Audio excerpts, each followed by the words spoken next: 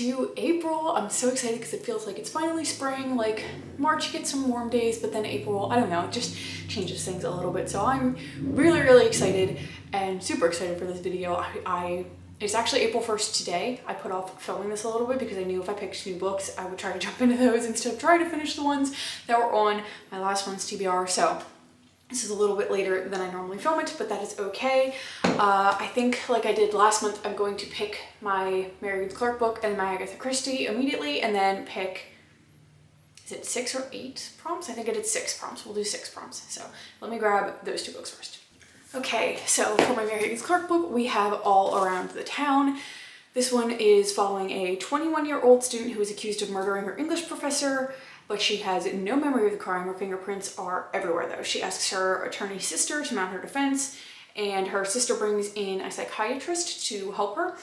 The main female character, I guess, was kidnapped at the age of 4 and victimized for 2 years, so she has really good coping skills. Oh, and then it says, only when the unbearable memories of those lost years are released can the truth of the crime come out, and only then can the final sadistic plan of her abductor, whose obsession is stronger than ever, be revealed. So, sounds like it's going to follow the typical structure of a Mary Higgins Clark book, where something happens in present day and somehow the main character is connected to it through something that happened years prior. They're very formulaic, but I do still appreciate them most of the time.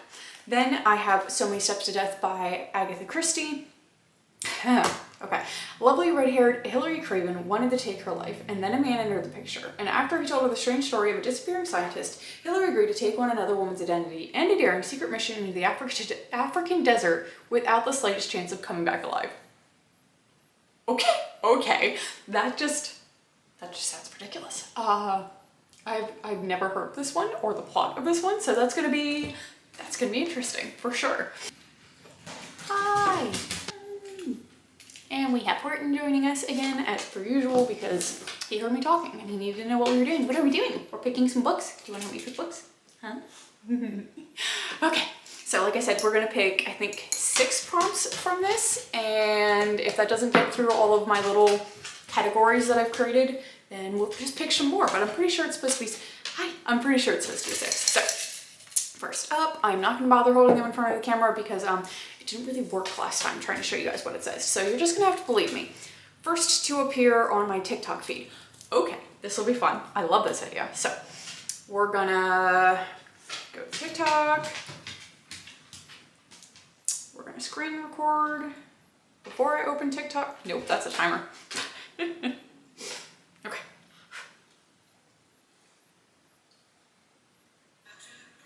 Okay, that is about Sunrise on the Reaping, which I've already read. Let's talk about the last book that I read, my current read, and then the book that I'm gonna read next. Okay, the last book that I read is the Ritz in the Mind series because I'm reading. Okay, I already read that one.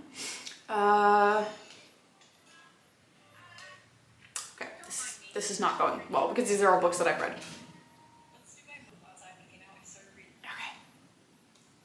So I'm just looking at the first books that they mentioned in the video, and that was Wildside, which I think is the like 2nd or 3rd book in that series, so we're not going to do that one.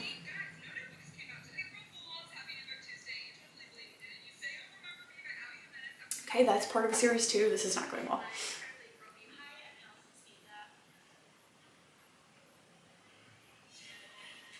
Oh, that's an R. We're gonna go into my following page and hope that I can find something that way. That's not my name.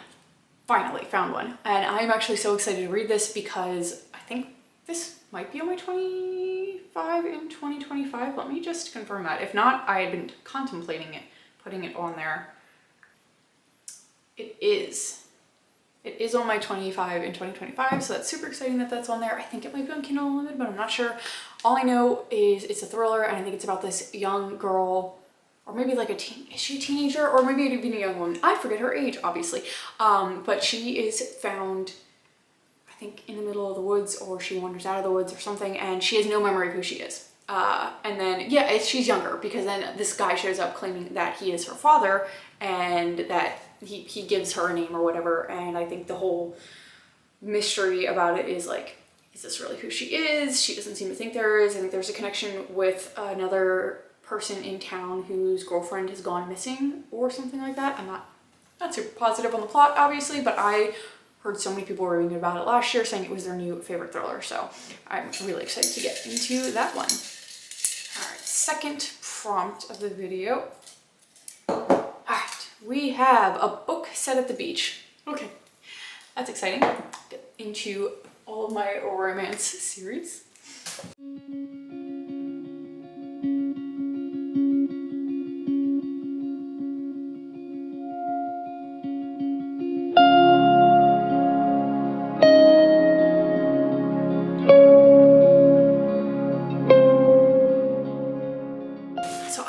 A bunch that I think are set at the beach.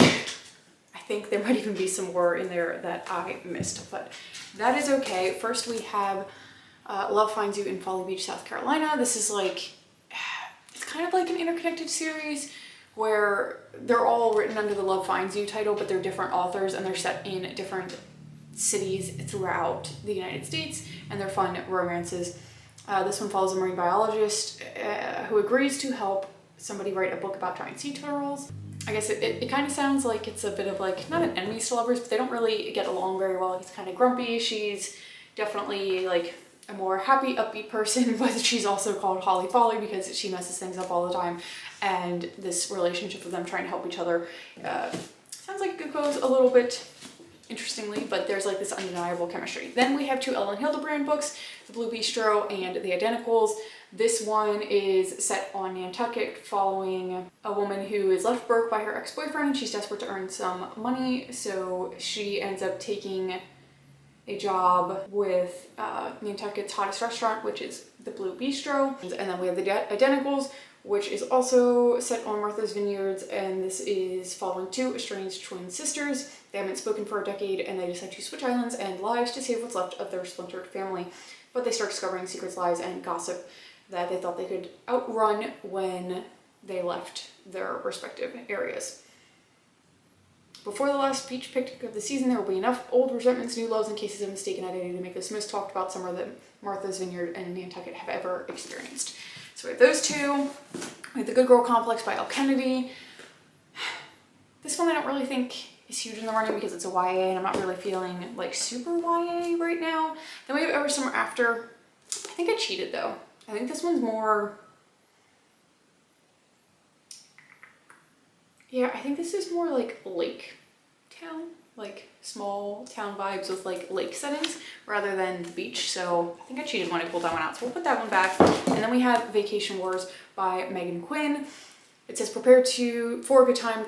Tessa is thrilled to spend the weeks before her sister's wedding at their family's favorite vacation spot in Santorini. Sandy beaches, stone-washed houses, attractive men, it's heaven. But Tessa's idea of a girls' trip comes to a screeching halt when her sister thinks it's high time Tessa finds some love herself. Unfortunately, Tessa forgot about the deal she made back in high school. She has to find a soulmate before her sister's wedding or else. As she dodges suitors in her sister's pranks, Tessa finds an ally in the oh-so-dreamy Miles, her childhood crush, who just so happens to work at the resort, but Miles is dealing with some family conflict of his own. He's elated at being reunited with Tessa, but his family's refusal to acknowledge his interest in the family business and relegate him to only grunt work casts a dark cloud. As Tessa and Miles help navigate their way through their family's antics, they begin to realize their past feelings may have a future if only they can turn their island fantasies into something real. So, I don't think I'm feeling an Ellen Hildebrand because I actually like reading those on the beach, and that's not going to happen for a little while. So I do believe we are between these two, Vacation Wars and Love Finds You in Folly Beach. You know, I think I'm gonna go for this one, which is weird, but I don't know, there's something really nostalgic about these books because I read some of the series a long time ago, which is what got me into buying some of them. And I just think it's gonna be fun. And like a marine biologist trying to help this former soldier write a book about sea turtles just sounds like it's gonna be kind of funny and amusing because like, why is a former Marine writing a book about sea turtles? Like, I really need to know. All right, so moving into our third prompt. A book with an author with my initials. Okay. I put this one on here not knowing if I'm gonna be able to find an author with my initials. They're HN, so we shall see. This one might take me a little bit to figure out. Somehow, not a single one of my like 500 something books has the same initials as me. The only thing that came close is Apprentice to the Villain, which is by Hannah Nicole Meyer. So we're kind of cheating, but this is the closest that I could get to matching my initials. So I'm not mad about it because I did want to finish, or not finish the series because the next book's coming out, but I wanted to continue through the series so that I'm ready for when the third and I believe final book comes out at the end of the year. So I am excited for this. This is like a cozy fantasy following a young girl who takes a job as an assistant to the villain, and like that's what people call him, and he does do some villainous things, but they all have like justification for them. He's kind of trying to fight back against the king. There was a pretty decent twist at the end of that first one, so I really want to get into this. They're just kind of fun. They make you laugh. Like, he's doing all these terrible things and her reaction to the terrible things, it's just comical. Like I said, it's just fun cozy fantasy, and I'm really excited to see what this second book is like. I don't really know too much about this one. I guess I probably can't talk about this too much because it'll give away plot for the first one. While I was looking through all of my books for that, I did realize I didn't pick my classic for the month, so I grabbed one of the ones that was on the top of the stack, and that is the Swiss Family Robinson.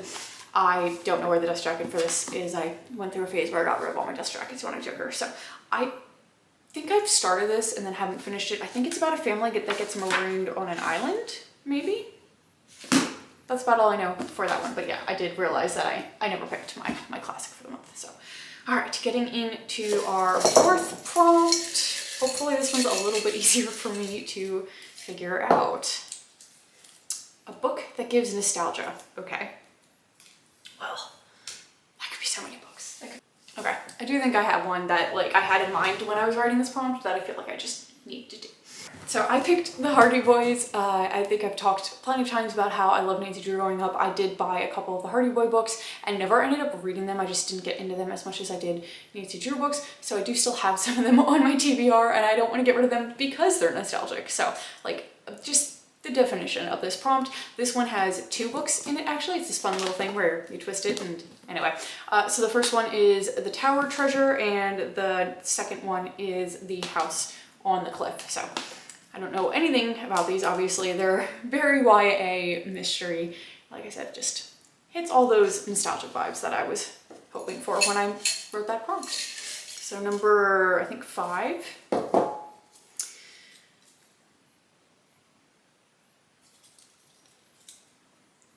So this one was the runner-up for the last prompt.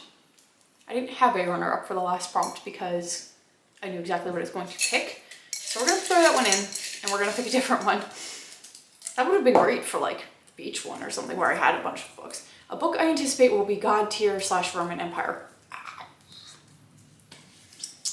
Okay. This is really hard for me because I'm very particular about my God Tier Roman Empire books. I also have some that I've been really craving that I don't own the physical copies of, and like I'm trying to be good and read the ones that I own the books for. So we'll see. I'm gonna look through here, see if I can come up with any that I think will be on that level, and if not, then I might pick one that I've been anticipating buying at some point. Okay, I grabbed a couple that like I really don't have any real explanation for why I think they could be. Yeah, I really don't. Other than like the hype around them, and it's by people that have very similar book tastes as myself. So the first up is Quicksilver. This was talked about so much at the end of last year, and I know this is like a fae style fantasy, but I don't know much else beyond that, but I know there are so many people that are obsessed with that book.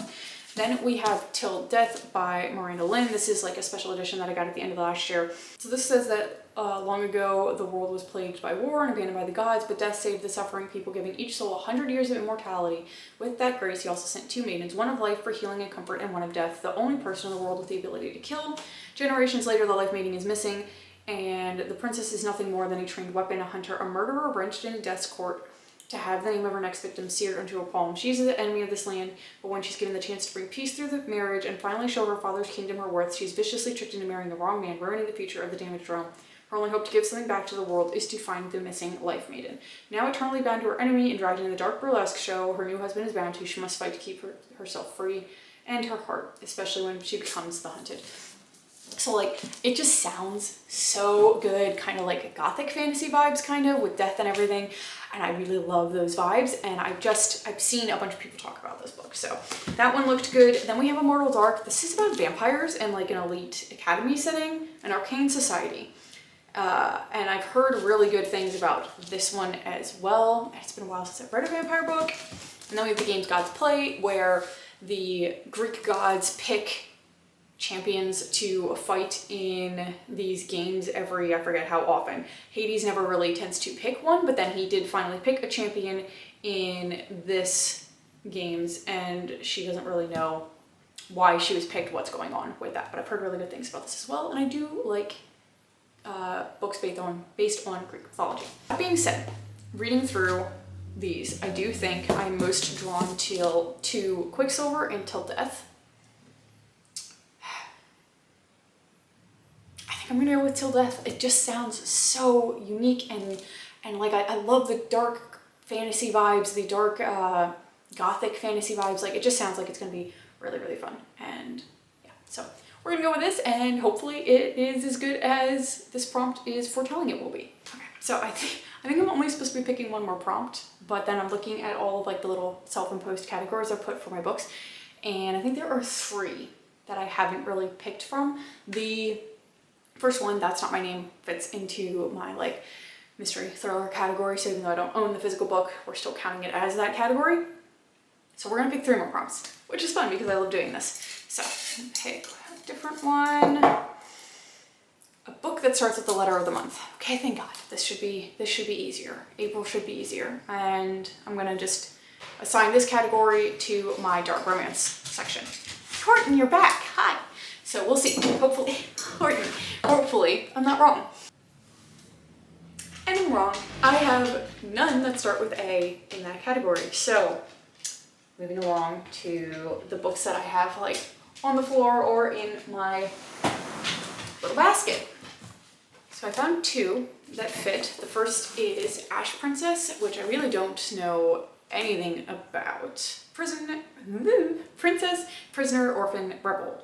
Theodosia was 6 when her country was invaded and her mother, the Fire Queen, was murdered before her eyes. On that day, the Khazir took Theodosia's family, her land, and her name. Theo was crowned the Ash Princess, a title of shame to wear in her new life as a prisoner. For 10 years, she's been a captive in her own palace. Then one night, the Khazir forces her to do the unthinkable, with blood on her hands, and all hope of reclaiming her throne lost. She realizes that surviving is no longer enough, and she does have a weapon. Her mind is sharper than any sword. For 10 years, the Ash Princess has seen her land pillaged and her people enslaved. That all ends here, because power isn't always won on the battlefield. So with this is the beginning of a new series, and then we have A Curse of Blood and Stone, which is the 2nd book in the Fate of Wrath and Flame series. I read the first one in February, I think, and was obsessed. It was a 5-star book. That one was actually, it's probably going to be a God tier book for me, so hopefully the series is, which, yeah. So I guess I could have picked this one for the other prompt. I kind of forgot about the series until I dug through I don't dig through the basket very often because I have to pull everything out and it's a pain. And anyway, this, I can't talk too much about this new one because of the way the first book ends, but like the first book follows this thief that is dragged into this fantasy world that she had no idea existed. She had agreed to help steal something for this woman that knew all about her past and all of her shady dealings. So she agreed to help her. She is now thrust into this new world, new universe where magic exists and fae exist, and she had no idea. Not only that, she is thrust into this new person that had actually just betrayed the prince in the land, and he now wants to kill her because of what she'd just done. She has no idea what's going on. She's like, what are you talking about? He goes, we were engaged, you did this to me. It was a lot of angst and tension and everything, but because they were engaged to try to help bring their warring nations together, he ends up being like, we're gonna continue this charade in order to avoid all-out war, and you're going to follow through with it, otherwise I'm going to kill you. And it just goes from there. It's hard to explain it because there was so much going on. It was incredible. The world that she created, the intricate plot, the just all of it was stunning. And yeah, so I feel like we all know I'm going to pick this one as the book for this prompt. I can't wait to get into the rest of this series. I'm really excited. This one's actually much shorter, I think, than the first one. This is only like 400 something pages. So there's that. Okay, so 2 more little sections to go. As very loud. That was irritating. I'm sorry about that. A book with a magical creature on the cover. Well, I think, ooh. Darn it. I thought Her Soul to Take had a depiction of like the demon or whatever in this book on the cover. That is not the case. So I don't think this is going to be my dark romance pick for the day. Let's go to the cart. That's the other section that I have. I don't have a lot of fantasy on that though, so I'm not feeling too confident about this. Okay, so the only one on that cart that might have a like magical creature on it is Shadow and Bone. And I don't know if this is actually meant to be a magical creature, so we're going to find out what it is. Okay, so it is a Morova stag, which symbolizes power, specifically the power of mercy. I guess Alina, I think, is the main female character, grows up believing that the ancient leader of this herd is just a fairy tale, and the antlers are used to create a collar, which is then used to control the Grisha. So yeah, I'm gonna say that this counts as a magical creature. Maybe a little bit of a stretch, but I don't know. I think it kind of does. So I know that this is a trilogy that is, I think, set before the Six of Crows series, and I've heard that you need to read this first. So I have been wanting to get to it. And there's a TV show. There's a Netflix show that I did want to read. And it follows Alina Starkov. She's an orphan who is a soldier who knows she may not survive her first trek across the Shadowfold, a swath of unnatural darkness crawling with monsters. But when her regiment is attacked, she unleashes dormant magic not even she knew she possessed. Now she'll enter a lavish world of royalty and intrigue as she trains with the Grisha, her country's magical military elite, and falls under the spell of their notorious leader, the Darkling. He believes Alina can summon a force capable of destroying the Shadowfold and reuniting their war-ravaged country, but only if she can master her untamed gift. As the threat of the kingdom mounts and Alina unlocks the secrets of her past, she will make a dangerous discovery that could threaten all she loves and the very future of the nation. I've heard very mixed things about this series. I've heard a lot of people say that they like, I literally just said the name of the other series. That they like the other series better, which I've already lost the name of. But I am hopeful for this, and like I said, there's a Netflix show. If I read this, then I can watch the show. So we're going to read that. Then our last prompt that somehow I need to get to work for a dark romance book because my OCD brain tells me I need to. Forbidden romance. Okay. You know, if a dark romance book doesn't fit this, I really just truly don't know what.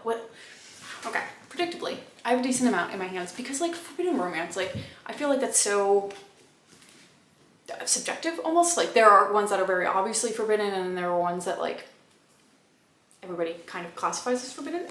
So I'll just go through them and explain. First we have priest. This is about a priest who has taken the vow of, what is it called? I forget what it's called in the Catholic Church, but they can't marry, they can't abandon their flock, they can't forsaken his God, he can't forsake his God, and he's not supposed to have relations with anybody.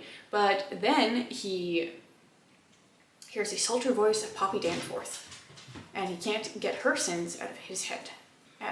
So this is literally forbidden by the rules of the church and the vow of the priesthood, or whatever it's called. So that one's quite literally forbidden. Then we have Electric Idol. This one is a Greek mythology retelling again. This one follows Psyche and Eros. Eros is the daughter of Aphrodite. He is supposed to be killing Psyche, but he can't do it. He's confused by his reaction to her unexpected kindness. He does the only thing he can think of to keep her safe. He binds her to him, body and soul. Psyche didn't expect to find herself married to the city's most dangerous killer, but something about Eros awakens a fire she's never felt before. As lines blur and loyalty shift, Psyche realizes Eros might take her heart after all, and she's not sure she can survive the loss. So this one's forbidden because he was sent to kill her, not fall in love with her. Then we have Pestilence. This follows one of the horsemen there's like the 4 horsemen, death, pestilence, I forget what the other ones are. Each book follows one though. And he comes for Sarah Burns' town, and only one thing is certain. Everyone she knows and loves is marked for death, unless of course the angelic-looking horseman is stopped, which is exactly what Sarah has in mind when she shoots the unholy beast off his steed. What she doesn't realize is that he can't be killed. Alive and furious, the horseman takes Sarah prisoner, determined to make her suffer for his impeding his mission. Despite her pleas, nothing and no one gets in the way of his orders to destroy humankind. Only the longer Pestilence spends beside Sarah's bravery and compassion, the more he seems to understand her and humanity. And the longer Sarah travels with Pestilence and his plague, the more uncertain she grows about his true feelings towards her and hers towards him. So this is forbidden purely because, like, he's sent to kill everybody, and she's supposed to kill him because he's supposed to be killing all of humanity in her town. So it's, yeah, I still consider that forbidden. Then we have one that's definitely more forbidden in culture. Not forbidden, but it's definitely taboo. And this is like a step-siblings romance where she's 17, her mother meets and marries this new guy. They move to LA. She leaves behind her volleyball team, her best friend, and her boyfriend behind. And when she gets there, she meets her new brother, Nicholas, a college student, and a seemingly typical spoiled rich kid. They start having their own attraction with each other that they're just really not sure what they should be doing with. And like I said, but definitely more taboo. Some would argue forbidden. So there's that one. And then we have Flock. This one, I really don't know. I know she moves somewhere new. I think there's a bunch of different like men involved in this. And I think they're like step cousins or something like that. I'm not really sure about this one, but that would be another one that's more taboo because it's like family, but not like blood family. Anyway, I feel like I'm gonna have to pick Priest because this one, I think, more strictly fits the forbidden part of this prompt. So we're gonna go with Priest. I've heard really good things about this book, so I'm excited about that. And I know it's sort of like a series, so we will see what I think of that. But let's do a quick recap because I did get through all these books and I feel, or all of these prompts, and I feel like this is slowly devolving. I'm slowly getting just confused and flustered, and yeah, we're gonna wrap this up before it just gets any more ridiculous. First, we have Agatha Christie's So Many Steps to Death. Then we have All Around the Town by Mary Higgins Clark. We have my classic for the month, which is gonna be This Was Family Robinson. To fulfill my forbidden romance prompt, we have Priest by Sierra Simone. For my magical creature on the cover, we have Shadow and Bone with the stag. To fulfill my prompt book starting with the letter of the month, we have A Curse of Blood and Stone, which is the second book to the Fate of Wrath and Flame series. Book set on the beach, we have Love Finds You in Folly Beach, South Carolina. A book that gives nostalgic vibes, we have the Hardy Boys books 1 and 2. A book that the author has my initials, closest I could come was Apprentice to the Villain by Hannah Nicole Meyer. And then lastly, a book that I think could potentially be Roman Empire God tier book, we have Till Death. And I also realize that's a lie, that is not the last one on my series.